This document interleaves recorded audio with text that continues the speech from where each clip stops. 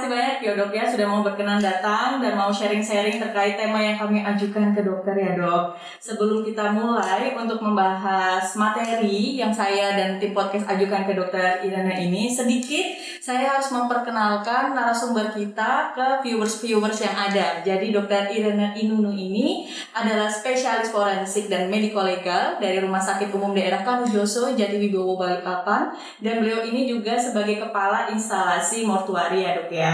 Nah, sebelum kita masuk ke materi yang akan kita bahas terkait pemulasaran jenazah COVID-19, pasti masyarakat ini akan ada bingung beberapa istilah ya dok ya. Contohnya mortuari kayak gitu kan. Takutnya nanti masyarakat kan kebanyakan learning by Google, cari di Google atau cari di grup sosial media seperti itu kan, nanti takutnya ada pengertian-pengertian sebenarnya tidak tepat, bukan tidak benar ya dok ya.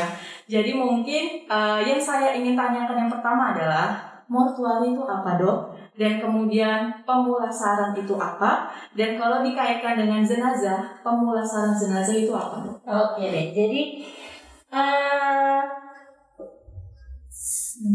tahun 2008 saya datang, itu emang kaget juga ya sebenarnya. Jadi kalau mort itu kan kamar jenazah gitu ya, tapi di RSKD sejak itu saya lihat namanya memang mortuari gitu, yang memang artinya adalah kamar jenazah gitu kan. Tetapi secara nasional disebut dengan pemulasaraan jenazah, walaupun dalam bahasa Jawa kayaknya di Pulau Soro itu begitu. Tapi jadi pemulasaraan jenazah itu adalah istilah yang dipakai secara nasional untuk kamar jenazah.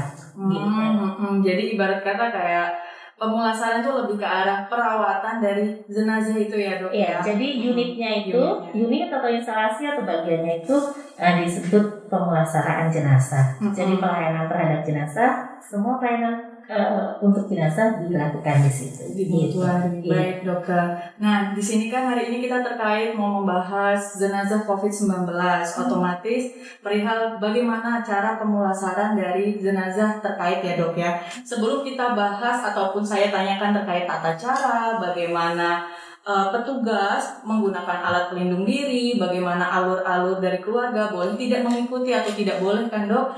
Sedikit bisa nggak dok dijelaskan berapa banyak jenazah COVID-19 yang sudah dilakukan pemulasaran di ruangan mortuari itu sendiri? Sekitar 170 sampai hari ini. 170 jenazah ya dok ya? Iya.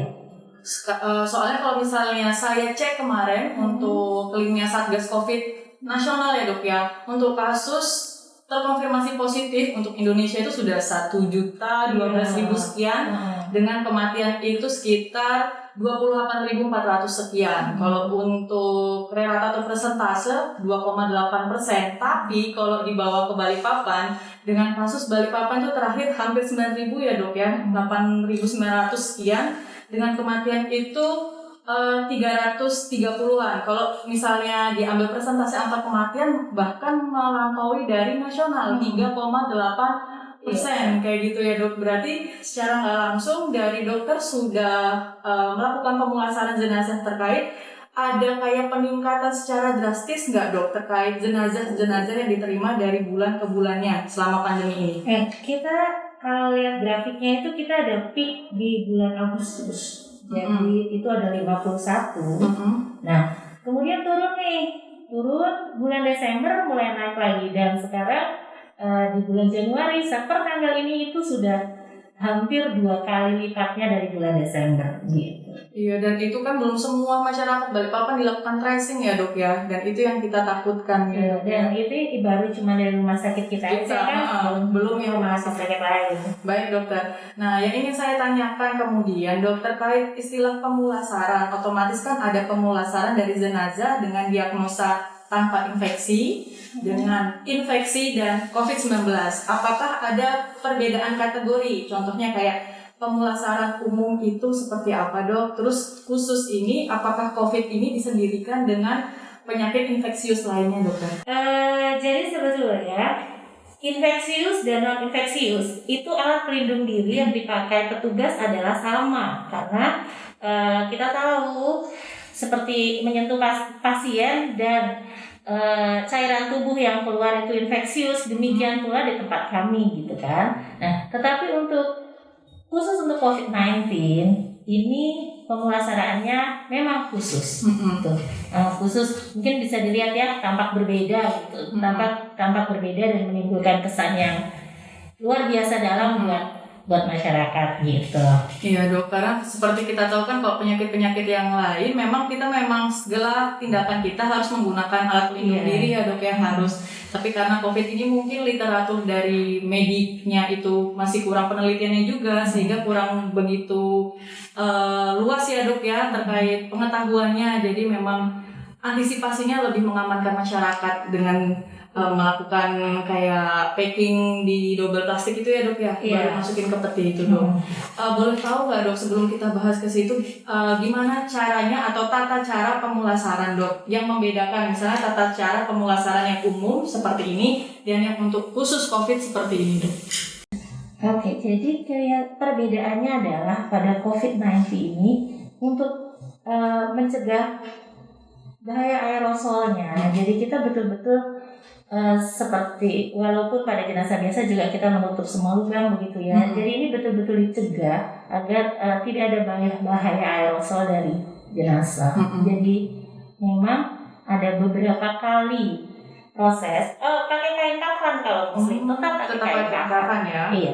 Jadi memang dibungkus dengan plastik, diberi kain kafan. Setelah kain kafan ada plastik lagi, dimasukkan ke kantong jenazah dan bila perlu dimasukkan ke dalam peti jenazah. Tetapi kebijakan pemerintah Kota Balikpapan memang semuanya menggunakan peti jenazah. Dan peti jenazahnya itu masih di wrapping lagi. Nah, itu banyak banget masyarakat yang salah kaprah dok. Jadi mereka menganggap jenazahnya itu tidak layak dikebumikan karena apa? Tidak ada kain kafan kayak gitu. Jadi kayak jenazahnya merasa keluarganya merasa jenazahnya itu kayak diasingkan seperti itu, benar-benar diisolasi. Istilahnya dari mereka tuh kasihan ya, ibarat kata kan namanya dari pasien yang COVID kayak gitu kan dok, mungkin keluarga juga ada rasa sedih juga, itu pasti. Tetapi kembali lagi penularan COVID-19 ini kan bisa dari dokter jelaskan tadi ya dok ya, dari lubang mata ataupun apapun, terus ada cairan, itu malah dapat beresiko untuk keluarga yang lainnya juga ya dok ya. Iya betul. Dan kalau misalkan di rumah kita ini karena pengerjaan, jadi keluarga boleh ikut nggak sebetulnya? Gitu. Jawabannya boleh, tapi tergantung rule and regulation tempat dirawatnya. Gitu. Nah, di rumah kita ini karena dikerjakannya on-site di ruang isolasi dan keluarga itu harus memakai APD yang sama dengan petugas, sedangkan petugas pun pelaksanaannya dibatasi hanya 2 orang, begitu. Jadi memang kalau di RSKD keluarga mengikuti melalui CCTV di nurse station.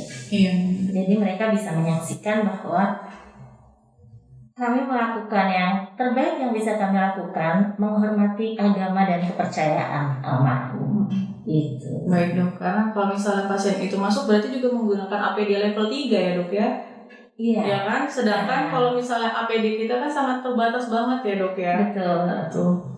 Dan dokter mohon izin sebelumnya, ada nggak sih dok kayak kasus-kasus selama dokter di instalasi mortuari ada pihak keluarga yang merasa dirugikan, jenazahnya harus dilakukan sedemikian sehingga kayak di berita-berita yang ada mungkin nanti bagian editing video bisa menampilkan beberapa berita ya terkait penolakan yang jenazah COVID-19 sampai ditarik paksa, itu ada nggak dok?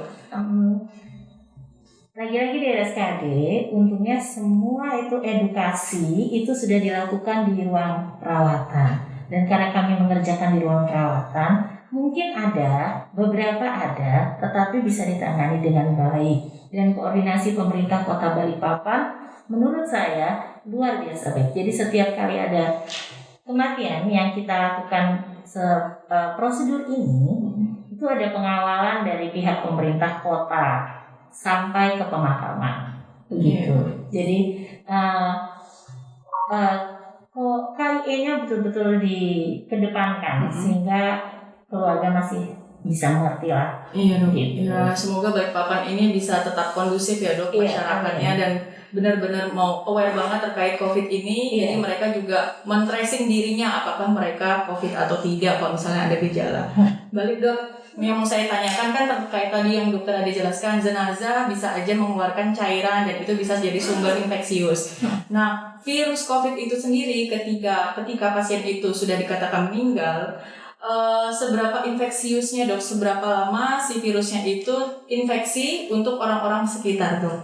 Nah, itu belum ada penelitiannya. Jadi gini, semua tahapan rumit yang dilakukan itu, termasuk setiap proses itu jenazah didesinfeksi gitu ya. Tujuannya adalah untuk mencegah penularan baik kepada petugas maupun keluarga. Virus COVID-19 itu penelitian yang terbaru baru beberapa hari yang lalu juga baca jurnal ya. Itu masih ditemukan di swab nasofaring postmortal 35 hari pasca meninggal. Postmortal itu jenazah ya dok ya? Iya, jadi 35 hari setelah kematian. Masih ketemu, tetapi apakah itu masih menularkan? Nah, penelitiannya belum sampai ke situ. Ya. Apakah selama ini sejak pandemi dimulai sampai hari ini ada petugas yang handling jenazah itu tertular COVID-19 dari jenazah? Itu juga belum ada penelitiannya. Jadi memang ini semua adalah tindakan pencegahan. Karena memang kita tahu setelah proses meninggal itu kan nanti ada proses pembusukan dan lain sebagainya. Nah, ini yang berusaha kita cegah untuk tidak menularkan pada petugas maupun keluarga. Sebetulnya sih untuk kebaikan bersama. Cuma ya itu tadi, keluarga banyak yang merasa, aduh kasihannya kok meninggal gitu banget sih, aduh kok kayaknya diperlakukan nggak layak gitu ya. Tapi dengan KIA yang baik dan keluarga memang diberi kesempatan untuk melihat kalau di rumah kita ya memang tidak bisa melakukan karena keterbatasan APD, tempatnya juga tidak memungkinkan gitu. Harapannya keluarga itu mengerti gitu. Karena kan kalau dimandikan di rumah, karena aerosol itu kan nggak kelihatan ya, itu wallahu a'lam. Jadi ini memang pencegahannya gitu. Oh iya dok. Berarti kalau misalnya ada tindakan kayak kita dengar berita di luar sana sampai membuka peti jenazah COVID-19 yang sudah dilakukan pengkafanan, kemudian di wrapping juga, kemudian dimasukkan ke kantong jenazah, kemudian ke peti, itu sangat merugikan dari pihak yang sekitar jenazah itu ya dok. Betul, karena ditakutkan bahaya aerosolnya dari itu, karena tadinya sudah ditutup rapat nih, kebuka. Iya. Kadang-kadang juga masyarakat kan pakai maskernya di bawah hidung ya dok ya, di bawah hidung, bawah dagu, bawah. Yang penting nyantel di kuping. Iya gitu. Padahal belum tentu standar masker yang digunakan tuh baik buat dia ya dok ya. Kayak gitu. Oke dok, mau yang saya tanyakan untuk keluarga-keluarga yang mungkin ditinggalkan oleh keluarganya yang terinfeksi COVID-19 dan dinyatakan meninggal, apakah mereka boleh menyolatkan dokter? Oh boleh dong, kenapa nggak boleh gitu ya? Agama apapun dipersilakan, jadi disolatkan silahkan. Ada kebaktian khusus silahkan, atau ada upacara keagamaan lain silahkan. Nah, dengan memberi jarak antara tadi peti jenazah dengan keluarga, jumlah yang melakukan ibadah juga dibatasi. Nah, kalau di rumah kita nih, kita melaksanakannya memang outdoor karena ruangan duka kita itu tertutup, ber-AC, dan mungkin juga kurang nyaman kalau sampai AC-nya harus dimatikan sementara ada proses keagamaan di situ. Jadi memang disetting outdoor supaya lega gitu ya. Tapi itu boleh dan memang pengunjungnya dibatasi bukan karena untuk takut ketularan dari jenazahnya, bukan, tapi justru kerumunan pelayat ini antar kerumunan, takutnya terjadi penularan antar pelayatnya. Jadi memang membatasi jumlahnya dibatasi, tetap protokol kesehatannya harus dijaga. Karena kita nggak tahu juga yang melayat ini ada yang positif atau tidak ya dok ya, kayak gitu. Kemudian dok, ini maksudnya kan masyarakat ini kebanyakan kayak misalnya menarik paksa jenazah segala macam itu karena mereka asumsinya banyak yang beda-beda, tidak boleh disolatkan lah, diasingkan segala macam. Beberapa kasus menganggap tidak boleh disolatkan, padahal kenyataannya boleh disolatkan dengan mungkin masih pengawasan dari pihak mortuari ya dok, dengan ada jarak antara peti jenazah dengan pihak yang akan melakukan sholat jenazah itu ya dok ya. Tapi tetap harus di ruang lingkup rumah sakit juga ya dok ya. Betul. Jadi memang kadang-kadang keluarga juga mungkin entah nggak tega atau atas alasan masing-masing. Minta tolong petugas untuk menyolatkan, itu akan on-site. Setelah peti ditutup itu kami sholatkan di dalam ruangan isolasi. Itu yang harus kita luruskan sama masyarakat bahwa boleh disolatkan dan sangat diizinkan oleh pihak fasilitas kesehatan. Iya, pasti diizinkan. Karena memang yang diutamakan adalah harus sesuai dengan agama dan kepercayaan dari almarhum. Balik lagi dok, ketika jenazah itu sudah dikebumikan, apakah jenazah itu diazankan langsung oleh pihak keluarga di dalam liang kubur atau ada berapa jarak gitu dok? Kan beberapa orang-orang atau masyarakat di luar sana agak komplain nggak bisa mengazanin, bukan dari pihak keluarga mengazanin. Nah itu yang bikin mereka mungkin agak tersulut ya kemarahan emosinya gitu dok.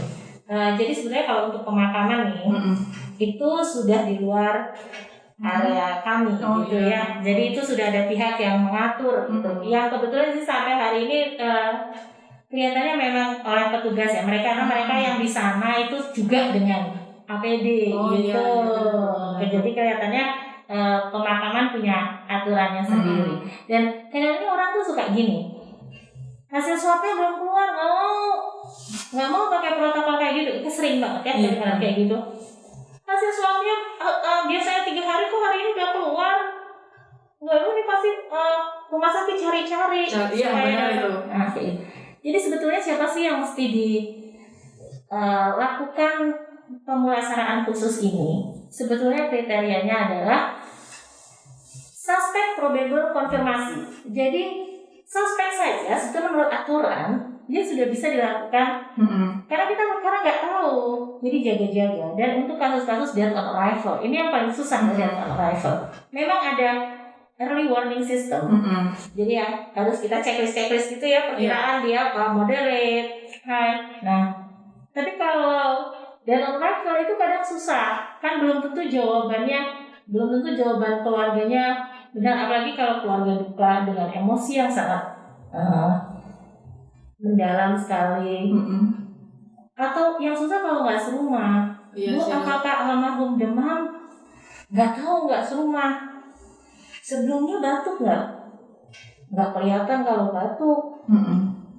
Nah itu agak susah sebenarnya. Jadi sebetulnya tadi suspek probable, konfirmasi, death on arrival yang ada kecurigaan dari awal anamnesisnya itu harus dilakukan dengan protokol ini. Jadi tidak mesti dia positif. Itu kadang-kadang yang masyarakat maunya kalau positif baru, tapi kalau hasil swabnya belum keluar, nah maunya dikuburkan tanpa alur pemulasaran COVID-19. Betul, iya.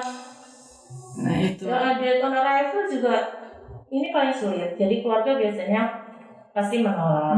Tapi ya, jadi memang dari kita yang bisa petugas lakukan adalah desinfeksi semaksimal mungkin, mencegah cairan-cairan dari tubuh itu keluar. Itu sih.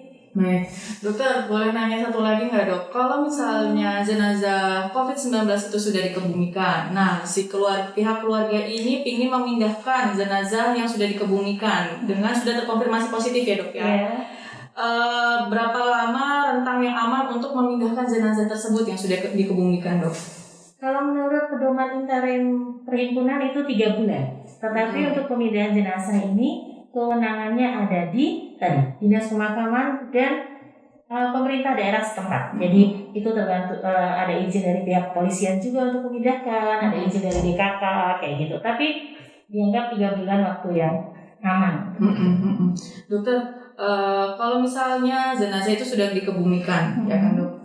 Pastikan pihak keluarga ini pinginnya ziarah segala macam. Itu diperkenankan nggak dok untuk keluarga melakukan ziarah itu dok? Itu kayaknya aturannya dari pemakaman. Dari pemakaman. Iya. Ya. Tapi sebenarnya untuk datang dengan posisi jenazah sudah dikebumikan dengan kedalaman 1,5 meter ya dok ya. Apakah sebenarnya itu aman buat masyarakat untuk melakukan ziarah dok? Sebetulnya jenazah yang telah melalui proses pemulasaran jenazah khusus dengan baik itu kita kayak nggak perlu takut lagi gitu. Jadi maksudnya kita sudah berusaha optimal, kondisi pemakamannya juga sudah dengan optimal. Jadi kelihatannya itu nggak perlu takut, karena kan ada juga yang menolak dimakamkan gitu ya. Tiap daerah kan beda-beda. Kebetulan kalau Balikpapan memang pemerintah daerahnya semua dimakamkan di kilo 15. Tapi kan kalau daerah lain kan ada yang bebas, ada yang sampai ditolak-tolak gitu ya, jenazahnya nggak boleh. Nah, itu sebetulnya dianggap aman karena sudah dilakukan proses desinfeksi berkali-kali, sudah berusaha ditutup serapat mungkin, itu seharusnya aman. Cuman memang yang dikhawatirkan ini dia, penularan antar pelayat. Kalau misalkan mungkin yang bersiarah orangnya sekeluarga inti dengan menjaga jarak, itu sih tetap ya dok. Rasanya nggak apa-apa. Tapi kalau mungkin satu bis bersama-sama begitu tanpa melibatkan petugas kelihatannya. Tapi tetap walaupun kita sama keluarga tetap harus jaga protokol kesehatan kita juga ya dok. Iya betul. Gini dok, mau nanya lagi dok terkait keluarga yang mengikuti proses pemulasaran. Berawal dari memperhatikan dari CCTV, menyolatkan, kemudian mengiringi jenazah sampai ke pemakaman kilometer 15 untuk di Balikpapan ya dok. Setelah masyarakat itu datang ke pemakaman tersebut, apa yang harus mereka lakukan setelah balik ke rumah dok? Karena kadang-kadang masyarakat ini sudah ke pemakaman ya udah merasa aman-aman aja, tidak perlu mungkin mandi untuk mengamankan dirinya dia dan keluarga kayak gitu dok. Mungkin ada saran untuk masyarakat dok setelah mengikuti proses itu dok? Ganti baju dan mandi dong. Gitu. Nah itu sama kayak biasanya kayak kita pergi keluar dan kita pulang ganti baju mandi, ini sama aja gitu. Karena pada agama Islam pun ketika kita udah selesai melayat kadang-kadang memang dianjurkan untuk mandi, ganti baju, mandi segala macam ya dok kayak gitu. Nah dok, ada nggak sih dok pesan buat masyarakat gimana caranya untuk bisa menerima dengan baik jenazah COVID-19, mengikuti prosedur yang ada yang sudah ditetapkan oleh pemerintah dan rumah sakit? Karena penetapan dari pemerintah dan rumah sakit kan itu sebenarnya untuk kebaikan masyarakat itu sendiri dok. Ada nggak dok saran untuk masyarakat ini? Jadi masyarakat itu harus tahu bahwa walaupun dilaksanakan pemulasaran jenazah khusus ini, itu tetap tadi mengedepankan agama dan kepercayaan yang dianut. Jadi kalau Muslim itu akan tetap dikafani. Apakah di wudu? Kalau tidak memungkinkan, kami tayamumkan. Kalau yang beragama Nasrani misalnya akan memakai jas atau memakai gaun sebelum dipetikan, akan kami pakaikan. Jadi kami mengedepankan agama dan kepercayaan. Jadi harap berpikir yang positif tentang petugas handling jenazah. Kami melakukan upaya terbaik dan itu dilakukan untuk mencegah penularan, memutus rantai penularan. Ya betul sih, jenazahnya nggak batuk, tetapi suasana sekitar yang penuh dengan bahaya aerosol itulah yang coba kita cegah untuk tidak menulari keluarga gitu. Iya dok, nah itu yang harus dipahami masyarakat ya dok ya. Kadang-kadang masyarakat nih terprovokasi dari satu orang langsung tersulut emosinya rame-rame tanpa menjelaskan penjelasan yang sebenarnya sudah dijelaskan secara lengkap sama petugas kesehatan. Betul. Ya dok ya. Dan di depan kan pasti sudah sebelum masuk ruang isolasi biasanya sudah diberi KIE terlebih dahulu ya. Tapi syukur alhamdulillah di Balikpapan sangat kondusif ya dok ya. Iya, alhamdulillah banget. Di RSKD untuk jenazah pasti kan tim mortuari dan dokter sendiri yang menangani ketika perjalanan sudah dipegang sama dinas kesehatan kota ya dok ya, dan diiringi sama dishub dan satpol pp ya dok ya sampai ke pemakaman kilometer 15. Jadi sangat benar-benar dijaga dari pihak rumah sakit Kanijoso sendiri dan pemerintah setempat ya dok ya. Mungkin itu aja dok pembahasan kita. Terima kasih banyak ya dok terkait sharing-sharing yang sudah dokter sampaikan tadi, pertanyaan-pertanyaan saya ajukan. Semoga dengan pertanyaan yang saya ajukan dan jawaban dari dokter Inoy, karena panggilan kesayangan kita adalah dokter Inoy, ini dapat membuka wawasan masyarakat di luar sana. Semoga nanti yang menonton video ini dapat menyebarkan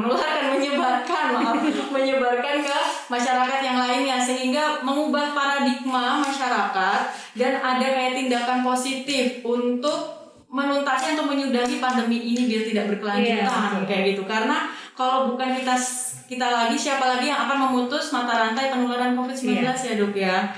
Dan angka tracing atau pemeriksaan dari COVID itu kan di Indonesia sangat lemah ya dok ya, sangat sedikit. Nah itu sangat sedikit saja sudah banyak biasa ya, tembus 28.000 dan di Balikpapan sudah 300. Itu kan lumayan ya dok perbandingannya, dan Balikpapan sendiri angka kematian 3,8%. Nah itu oke, mungkin gitu aja ya dok ya bincang-bincang kita. Yes, terima kasih juga sudah mengundang saya ke sini.